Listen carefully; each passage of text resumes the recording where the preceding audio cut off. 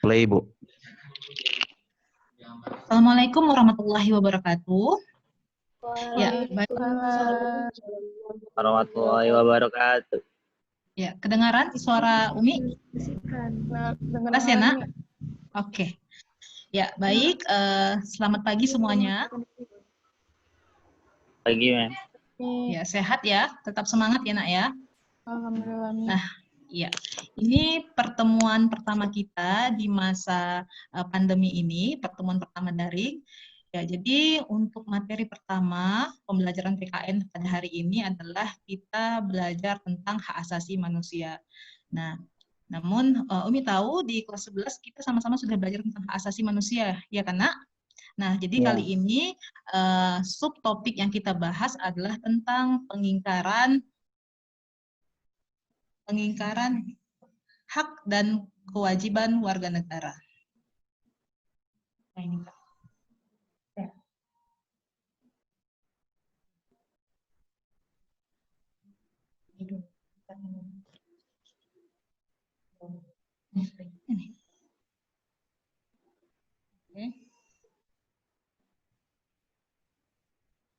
Oke, Nak. Kelihatan semua PPT Umi?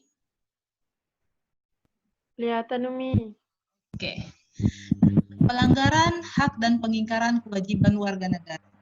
Kita tahu, Nak, sebagai warga negara Indonesia yang baik, tentunya kita memiliki hak dan kewajiban. Namun kadangkala pelanggaran hak dan kewajiban itu seringkali terjadi. Itu dia. Baik disengaja maupun tidak disengaja. Jadi kita di sini akan membahas satu persatu bagaimana sebenarnya yang menjadi pelanggaran hak dan kewajiban warga negara serta faktor-faktor apa saja yang menjadikan terjadinya pelanggaran hak dan kewajiban warga negara. Oke, kita lanjut. Nah, indikator pembelajaran kita pada hari ini adalah yang pertama, menjelaskan tentang makna pelanggaran hak asasi manusia. Karena biasanya pelanggaran hak tentunya akan berkaitan dengan pelanggaran hak asasi manusia. Sesuai tercantum dalam Undang-Undang Dasar 1945 dalam pasal 28A sampai 28J. Yang kedua adalah menjelaskan bentuk pelanggaran dari hak asasi manusia itu sendiri. Yang ketiga, menjelaskan faktor penyebab pelanggaran hak dan kewajiban serta pengingkaran kewajiban warga negara. Tentunya antara hak dan kewajiban saling berkaitan. Seseorang tidak akan mendapatkan haknya ataupun terpenuhi haknya apabila dia belum menjalankan kewajibannya. Seperti itu dia. Ini yang menjadi indikator pembelajaran kita pada pagi hari ini. Oke. Nah, kita masuk ke dalam makna dari pelanggaran HAM. Pengertian pelanggaran HAM yaitu terdapat pada pasal 1 angka 6 Undang-Undang Republik Indonesia nomor 39 tahun 1999 tentang hak asasi manusia.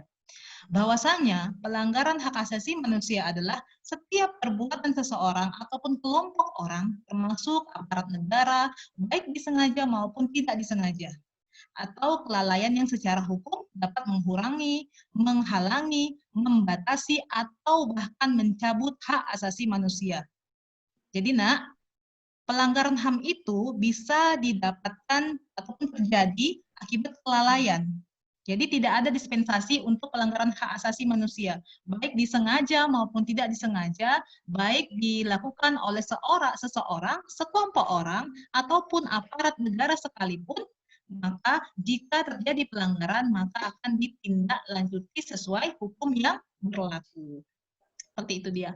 Nah, undang-undang kita telah mereduksi juga undang-undang tentang hak asasi manusia, yaitu adalah Undang-Undang nomor 26 tahun 2000 tentang pengadilan HAM.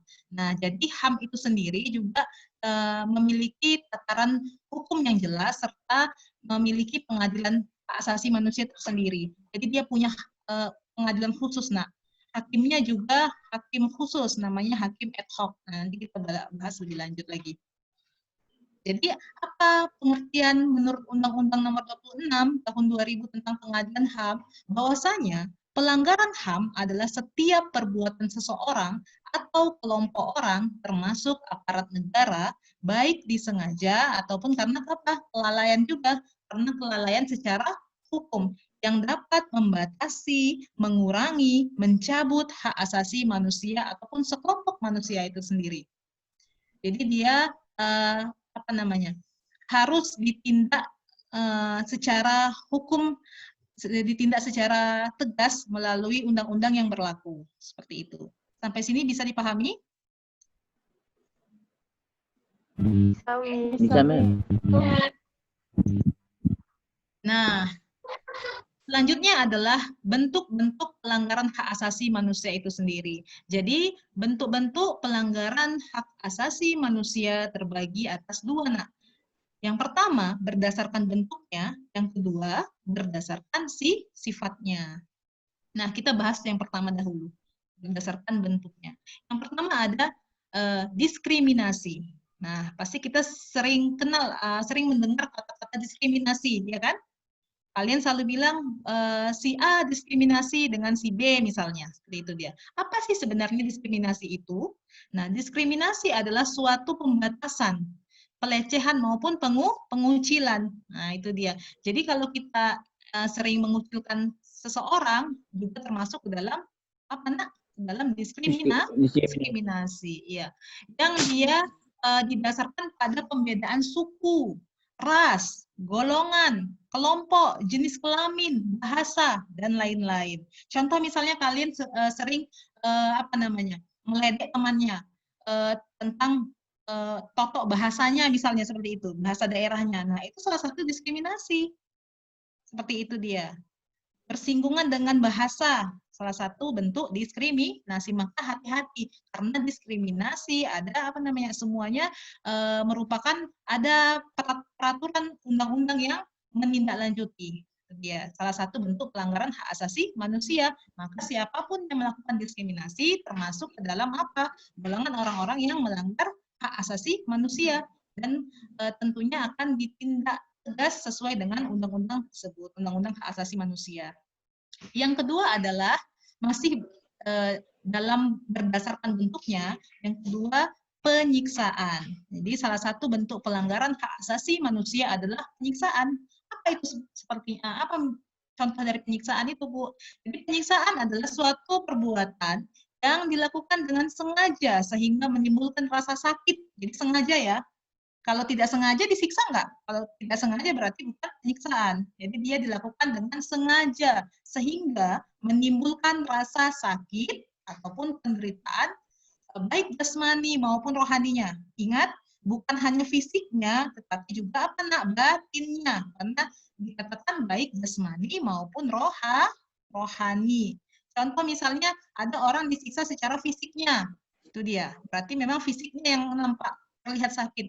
Ada juga orang yang disiksa secara batiniahnya, artinya seperti bully, misalnya seperti itu dia, cemoohan, seperti itu. Jadi hati-hati ya. Ini salah satu dari apa bentuk-bentuk pelanggaran hak asasi manusia. Oke, kita lanjut. Berdasarkan sifatnya. Oke, jadi kalau dikatakan bentuk pelanggaran hak asasi manusia berdasarkan sifatnya, jadi ada dua juga, Nak. Yang pertama adalah pelanggaran HAM berat. Nah, apa itu pelanggaran dari HAM berat?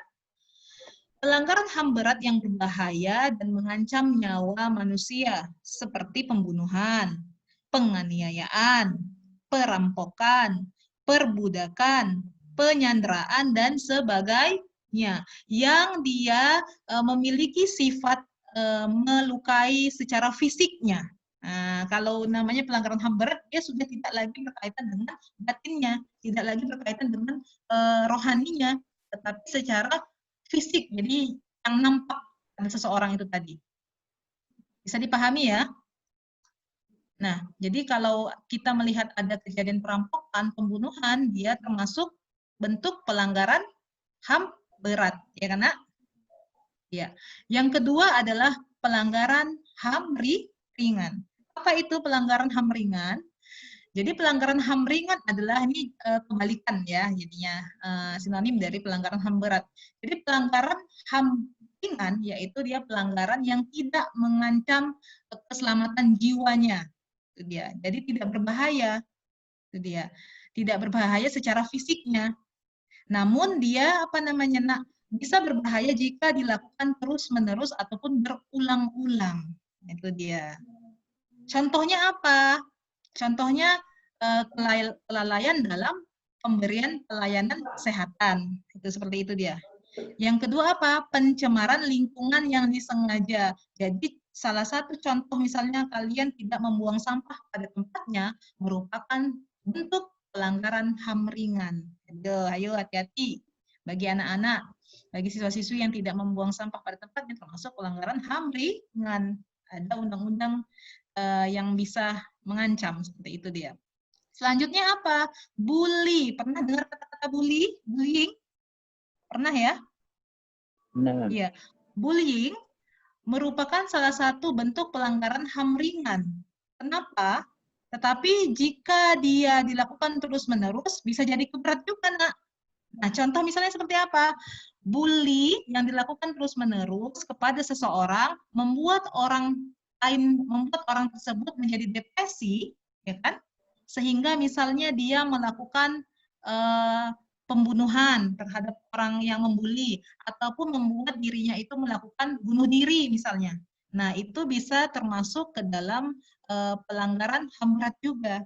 Bully sebenarnya tidak mengancam secara fisik, namun jika dilakukan terus-menerus berlanjut dia bisa menjadikan seseorang tersebut yang dibully itu depresi, maka sampai ke tingkat pembunuhan, penghilangan nyawa, maka dia bisa dikategorikan menjadi bentuk pelanggaran HAM berat. Bisa dipahami sampai sini? Bisa. Bisa, Mem. Lanjut ya. Selanjutnya adalah pelanggaran hak asasi manusia menurut Undang-Undang Republik Indonesia Nomor 26 Tahun 2000 tentang Pengadilan HAM. Harus kita ingat, Nak, tentang nomor 26 Tahun 2000 tentang Pengadilan HAM. Di sini semuanya termuat tentang kejahatan-kejahatan, bentuk pelanggaran yang pernah ataupun sering kita dengar ataupun terjadi di kehidupan sehari-hari. Yang pertama adalah kejahatan genosida. Pernah dengar kata genosida? Anak-anak Pernah, Mem. semuanya? Iya. Pernah, Oke, Mem. apa itu genosida? Yaitu setiap perbuatan yang dilakukan dengan maksud untuk menghancurkan ataupun memusnahkan sekelompok golongan ataupun ras. Itu dia. Etnis yang berkaitan dengan agama, kelompok ras ataupun kelompok etnis. Saya dipahami ya. Apa contohnya? Muslim Rohingya, Mem. Iya, Muslim Rohingya, benar. Itu pernah terjadi ya, Nak ya? Muslim Rohingya. Jadi diskriminasi yang berbentuk pada perbedaan ras, perbedaan etnis, agama, iya, yang didasari karena agama, etnis, ras itu termasuk ke dalam kejahatan genosida. Genosida. Ya. Selanjutnya, jadi terbagi dua ya. Yang selanjutnya adalah kejahatan terhadap kemanusiaan. Kejahatan terhadap kemanusiaan yaitu salah satu perbuatan yang dilakukan sebagai bagian dari serangan yang meluas ataupun sistematik yang diketahui bahwa serangan tersebut ditujukan secara langsung. Apa contohnya kira-kira? Kejahatan kemanusiaan. Ini berkaitan dengan materi ancaman terhadap negara. Ayo, salah satu contohnya.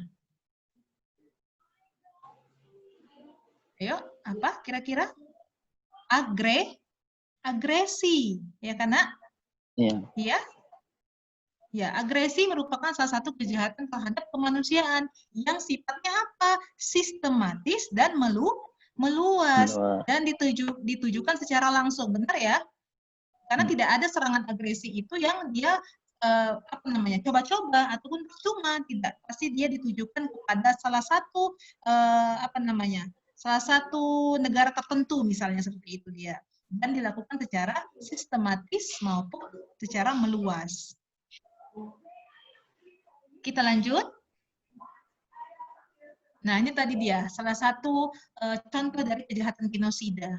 Yang pertama itu apa, Nak? Membunuh anggota kelompok, mengakibatkan penderitaan fisik, mental yang berat terhadap anggotanya, menciptakan kondisi kehidupan kelompok yang mengakibatkan apa? Pemusnahan secara fisik, baik seluruh maupun sebagiannya.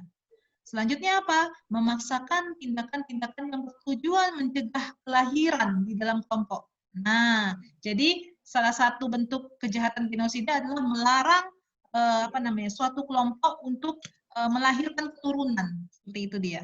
Memusnahkan. Ya, itu sangat-sangat salah satu pelanggaran yang sangat berbahaya seperti itu. Selanjutnya apa? Memindahkan secara paksa anak-anak dari kelompok tertentu ke kelompok lain. Ya, salah satunya apa tadi contohnya? Muslim Rohingya, ya kan? Muslim Cina di Uighur, Muslim Uighur di Cina, ya kan? Iya, men. Ya. Kita lanjut.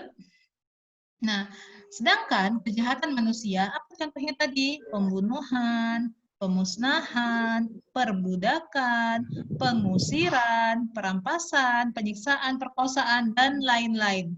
Nah, salah satunya apa? Kejahatan apartheid. Nah, kejahatan apartheid, pernah dengar kata-kata apartheid? Pernah, men. Nah, apa kira-kira kejahatan apartheid itu? Yang bilang pernah, ayo, silahkan. Apartheid itu, Nak, dari asal katanya dari Afrika Selatan. Apa kira-kira apartheid? Perbedaan kulit. Warna kulit dong, ya. Iya, jadi itu salah satu bentuknya, salah satu bentuk dari kejahatan apartheid. Jadi sebenarnya kata apartheid itu adalah pemisahan, sistem pemisahan. Jadi apa yang dipisah? Nah, itu tadi dia salah satu bentuk kasusnya, pemisahan yang terjadi di Afrika Selatan antara apa, Nak? Kulit hitam dan kulit Kulit putih. putih. Iya, yang dilakukan, jadi dia sifat ini tersistem dan dilakukan oleh pemerintah dengan tujuan apa? Melindungi hak-hak sebagian dan melanggar hak-hak sebagian yang lain. Paham? Bisa dimengerti? Iya ya? Paham, men. Iya. Amin. Jadi dia kejahatan apartheid adalah suatu sistem pemisahan yang dilakukan oleh sekelompok orang, contohnya seperti pemerintah di suatu negara, yang dia melindungi hak-hak tertentu dan melanggar hak-hak tertentu juga.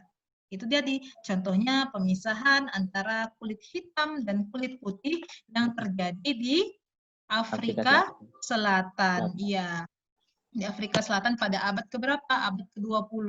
Nah, jadi sejarahnya itu adalah ada namanya tokoh yang bernama Nelson Mandela. Iya, benar. Ya, bagus ya. Masih ingat ya, ini pelajaran sejarah juga ya, Naya. Nelson Mandela ini salah satu tokoh yang terpilih pada saat itu menjadi, jadi dia dari kalangan kulit hitam, ya kan? Salah satu tokoh yang menentang ataupun anti apartheid. Jadi dia saat itu terpilih untuk menjadi presiden di Afrika Selatan.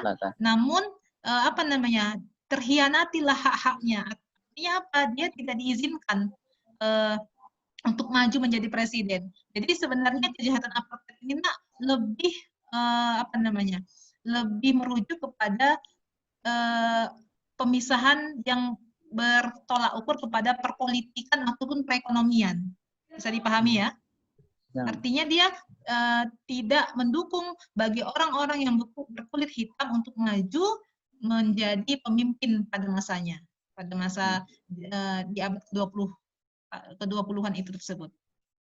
Bisa dipahami ya? Bisa, Mem. Oke, kita lanjut. Nah, ini ada faktor penyebab pelanggaran hak dan pengingkaran kewajiban warga negara.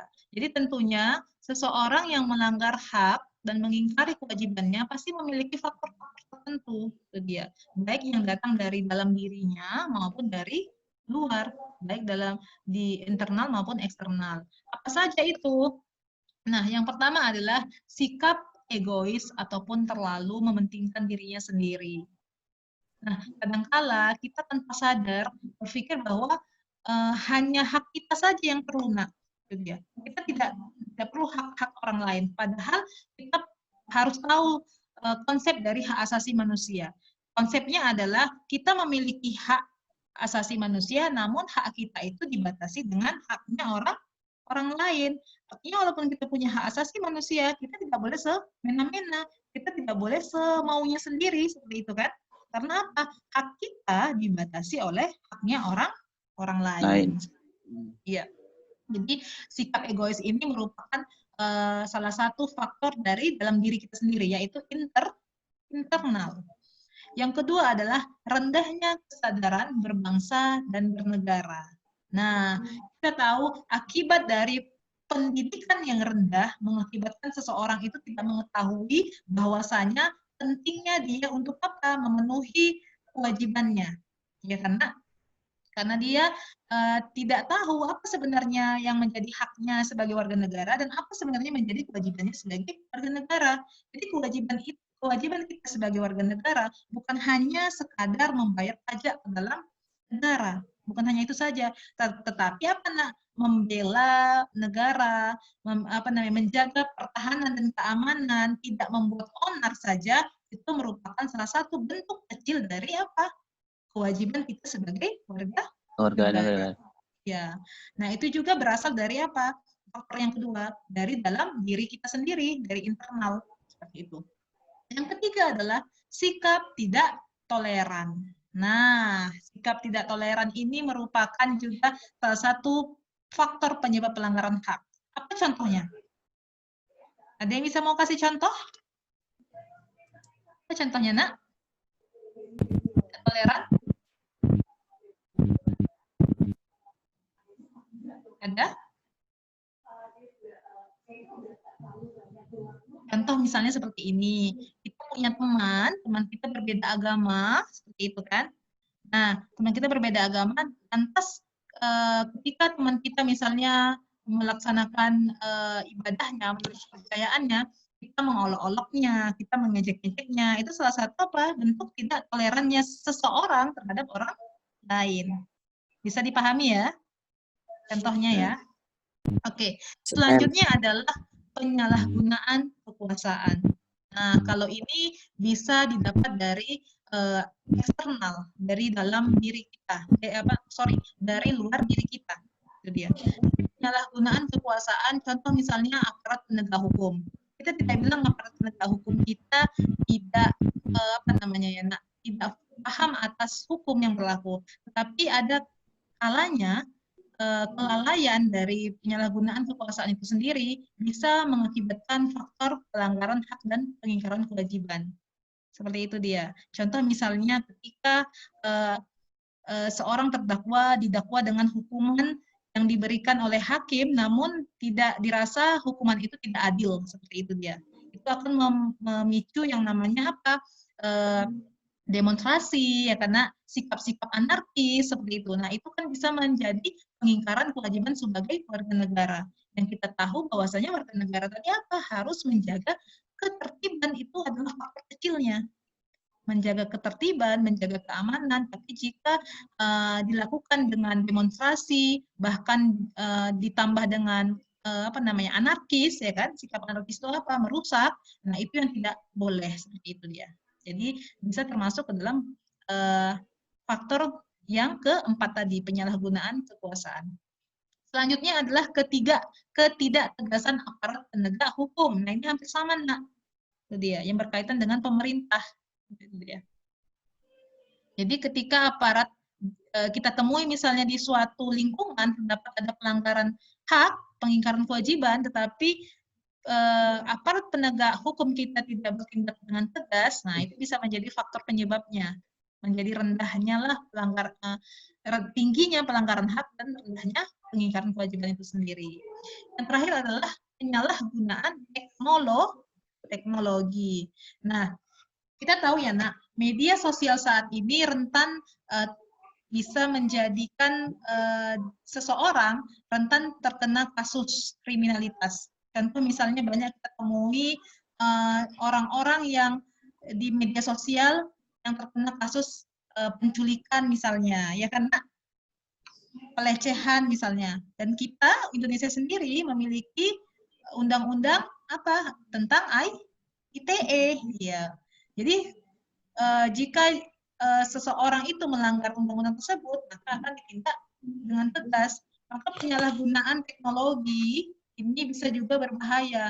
Sekarang memang eranya era teknologi, tetapi pemberlakuan teknologi yang salah bisa menjerumuskan orang lain ke tindak pidana ataupun tindak kriminalitas. Paham? Bisa dipahami sampai sini? Bisa, Mi. Bisa, Mem. Atau ada yang mau ditanyakan? Silahkan, Nak, jika ada yang mau bertanya.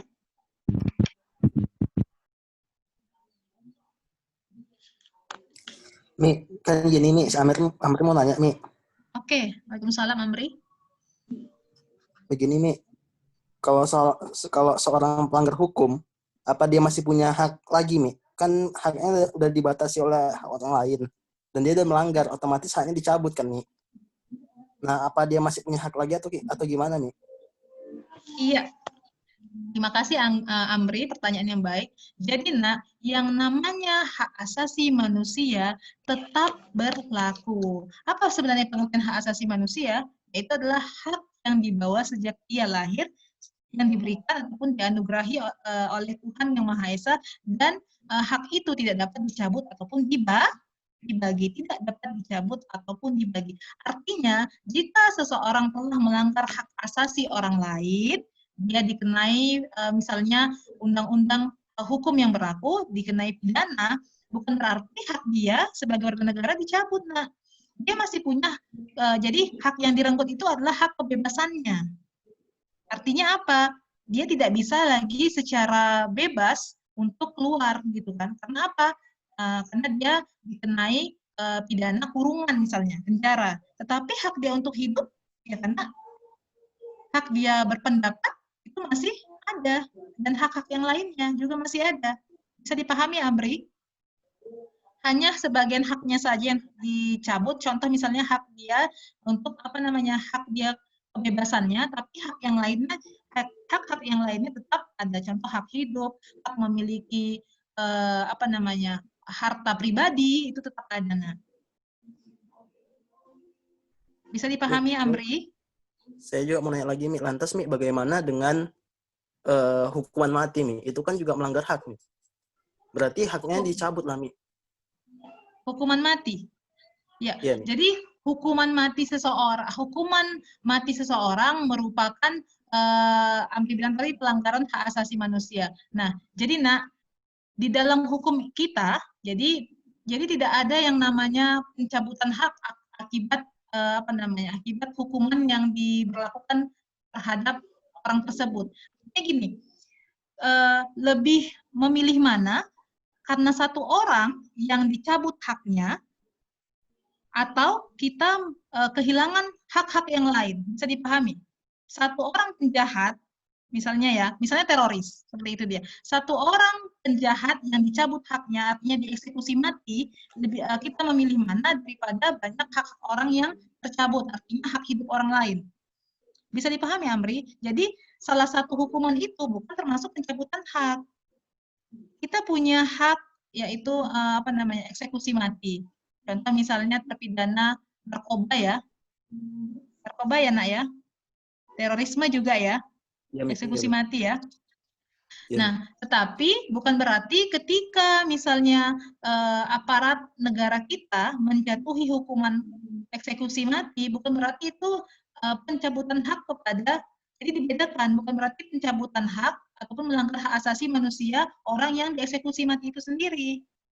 Karena itu memang sebuah sebuah hukum yang sudah berlaku, yang sudah ditetapkan. Jadi orang tersebut yang dieksekusi mati adalah orang yang melanggar hak asasi manusia, bukan yang dilanggar haknya. Bisa dipahami, Amri? Bisa, Mi, bisa. Iya, itu memang menjadi sebuah hukuman untuk dirinya. Oke ya. Nah, ini sedikit lagi, Nak. Jadi, salah satu pengingkaran kewajiban warga negara adalah apa? Membuang sampah, ini tadi ya. membuang sampah sembarangan, melanggar aturan berlalu lintas, merusak fasilitas negara, tidak membayar pajak kepada negara, tidak berpartisipasi dalam usaha pertahanan dan keamanan negara. Itu salah satu pengingkaran kewajiban warga negara. Kalau kalian yang masih tingkat taraf sekolah, apa kira-kira kewajibannya? Apa nak? Kalau ikut berpartisipasi dalam usaha pertahanan negara belum ya? Karena masih dalam ranah tingkat sekolah. Apa kira-kira? Selain membuang sampah sembarangan. Kalau itu bisa kita lakukan semuanya. Apa nak? Belajar dengan sungguh-sungguh. Iya, itu termasuk ke dalam kewajiban kita, kewajiban kalian sebagai anak sekolah. Seperti itu dia. Yang nantinya dengan kalian belajar bersungguh-sungguh akan bisa apa nak? Akan bisa membela negara dengan cara apa? Mengharumkan nama negara kita. Itu dia ya, membuat prestasi, mengukir prestasi. Oke, Umi rasa sampai di sini dulu pertemuan ataupun pembelajaran kita pada pagi hari ini. Insya Allah minggu depan kita akan membahas materi-materi yang lain. Terima kasih bagi anak-anak Umi. Tetap semangat, jaga kesehatan, tetap patuhi aturan dari pemerintah. Terima kasih. Assalamualaikum warahmatullahi wabarakatuh. Waalaikumsalam warahmatullahi wabarakatuh. Makasih Umi.